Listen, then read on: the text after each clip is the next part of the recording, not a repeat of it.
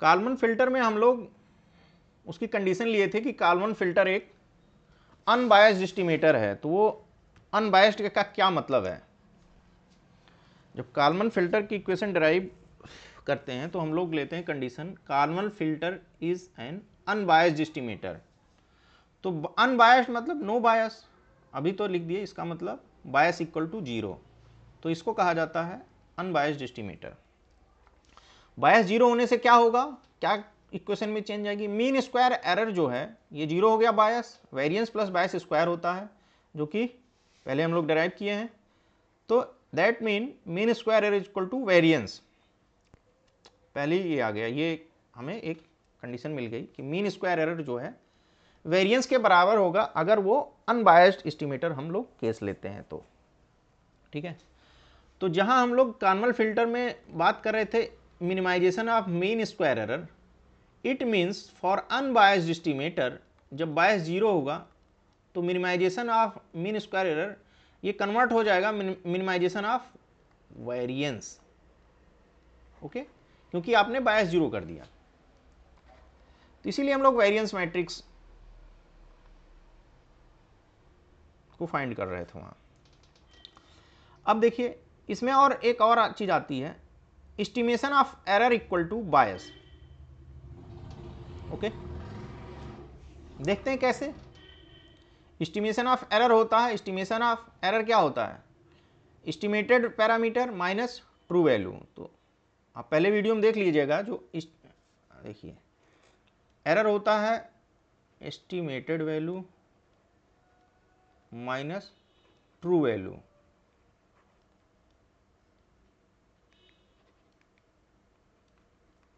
तो अब यहां जो हम लोग रिप्रेजेंट कर रहे हैं एस्टिमेटेड को एक्स हैट माइनस एक्स, तो ये लिख दिए। फिर इसमें जब एस्टिमेशन करोगे तो इसका एस्टिमेशन हो जाएगा, और अब ये तो कांस्टेंट है तो ये तो ऐसे ही रहेगा। तो ये जो बन के आ गया फार्मूला, ये बायस का ही फार्मूला तो है।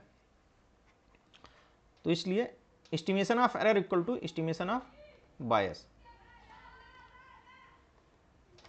ओके, तो अब जब बायस 0 होगा तो क्या होगा, यहां से अगर यहीं से देख सकते हो, अगर बायस 0 होगा तो एस्टिमेशन ऑफ एरर भी 0 हो जाएगा अनबायस्ड एस्टिमेटर में।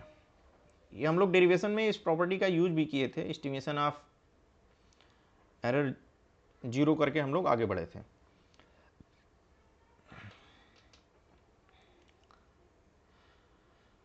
तो बायस 0 पे और क्या हो रहा है?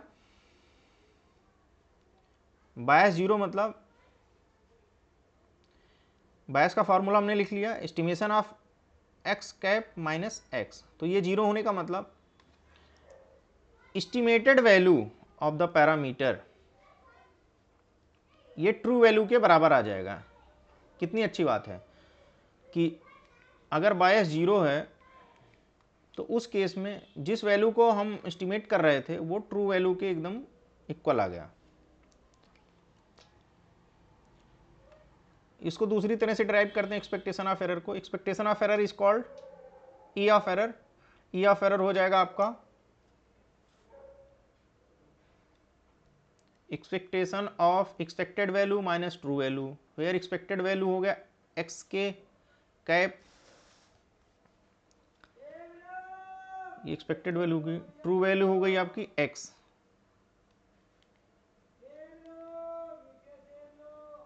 ट्रू वैल्यू हो गई एक्स।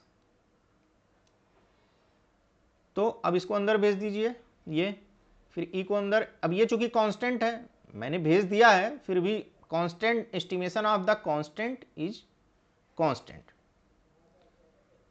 तो एस्टिमेशन ऑफ कांस्टेंट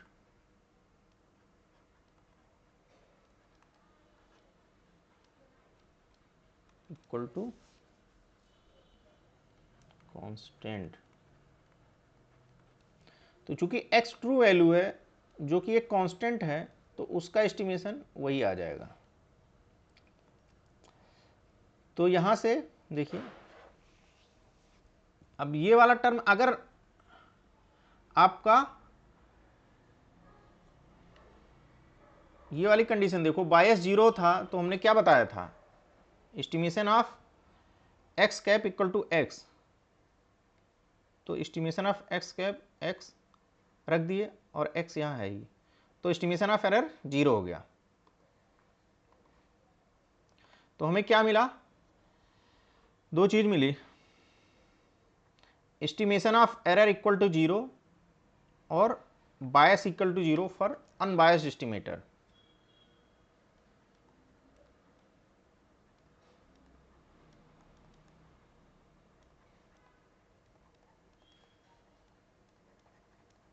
और mean square error equal to